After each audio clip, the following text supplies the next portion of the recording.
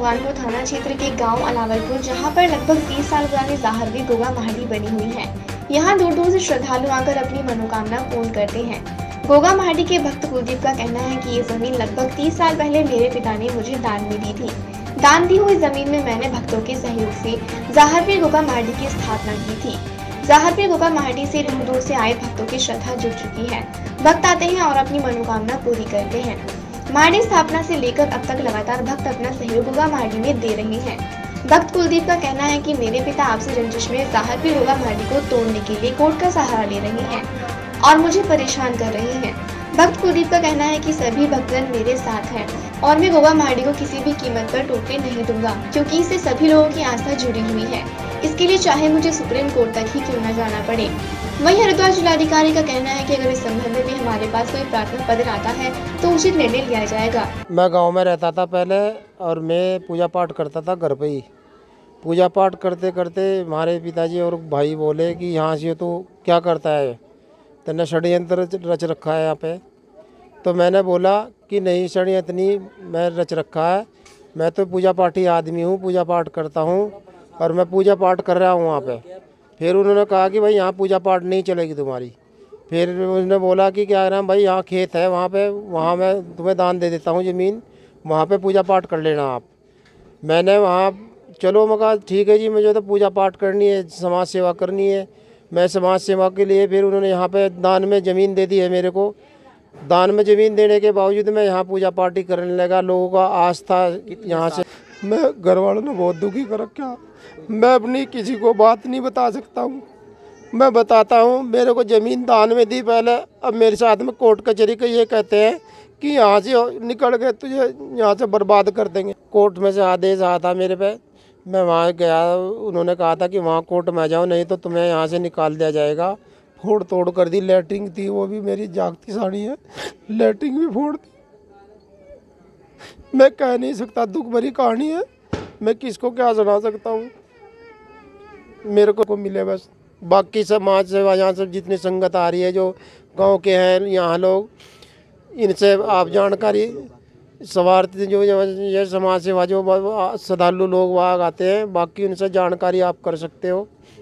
जी कर रहे हैं, मैं तो हो गए 19-20 साल हो गए यहाँ। दिक्कत जो आती है, आके बदतमीजी करते हैं, मारपीट करते हैं। कौन लोग हैं? मेरे पति के परिवार वाले। क्या नाम है उनके? ज्योति प्रसाद, गोविंद, संजय, बिरजमोहन। क्यों मारपीट करते हैं वो लोग? बस जलते हैं हमको। क्यों जलते हैं? आपको ये ज़मीन 30 साल पहले, मत इंसाफ चाहिए बस। इंसाफ किस तरह लोगे? आपके मिल तो नहीं रहा जो ज़मीन थी जी, नहीं किए नहीं, अभी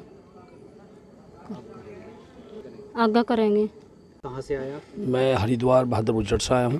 किस लिए आए हैं? मैं भी यहाँ पे श्रद्धा से जुड़ा हुआ हूँ और यहाँ से जैसे आते हैं और हम जो भी कुछ मांगते हैं तो हमारी मन्नत पूरी भी होती है, जिसमें गुरुजी हमसे कभी कुछ नहीं, कभी ये नहीं कहा आस्था के द्वारा यहाँ पे भंडारा कर दो, यहाँ पे जो आपको चढ़ाना वो चढ़ा दो। मतलब जो आप आस्था से बनता है वो करते हैं और सभी के सहयोग से ये महाडी तैयार हुई है।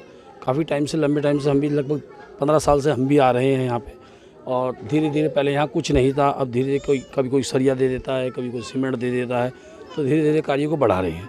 ये सब कार्य, सब जितने भी यहाँ पे श्रद्धालु आते हैं उन श्रद्धालुओं द्वारा ये कार्य चलाया जा रहा है। लेकिन इसमें हमें अभी हफ्ता 10 दिन पहले पता लगा कि इसमें झगड़ा हो गया। ये तो सार्वजनिक पहले जब इन्हें दी हुई चीज़ है, उसमें तो अब किसी का अधिकार ही नहीं बनता। दान दी हुई चीज़ वो कोई वापस नहीं ले सकता। हम ही अगर आज यहाँ पे कोई दान कर रहे हैं, सीमेंट का कट्टा दान कर दिया है, हमने 2 कुंटल सरिया दान कर दिया, को हम कल को निकालने आएंगे, वापसी आएंगे, ऐसा नहीं होता। ये क्या करे, ज़बरदस्ती का इनकी भगत जी के ऊपर थोपा हुआ है। कभी कहते हैं भगत जी ये गुंडे हैं, फलाना है, ढिमका है। जब यहाँ सब कुछ, यहाँ पे इतना कुछ हो रहा है तो ये ऐसे व्यक्ति कहाँ से हैं? इनके ऊपर एक ब्लेम लगाया जा रहा है और कुछ नहीं है। अच्छा। और मैं कम से 20 साल से यहाँ आ रहा हूँ। देखो मेरी भी श्रद्धा है यहाँ से, क्योंकि जो मैंने बाबा से मांगा है मुझे मिला है, दे रहा है बाबा। और मैं क्या भाई, दुनिया जुड़ी जो भी दरबार से जिसने मांग लिया उसको मिलता है।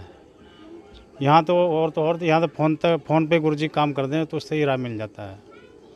देखो हमारी तो यही प्रार्थना है कि भाई प्रशासन गलत ना करे, जो सही है वो सही निर्णय ले।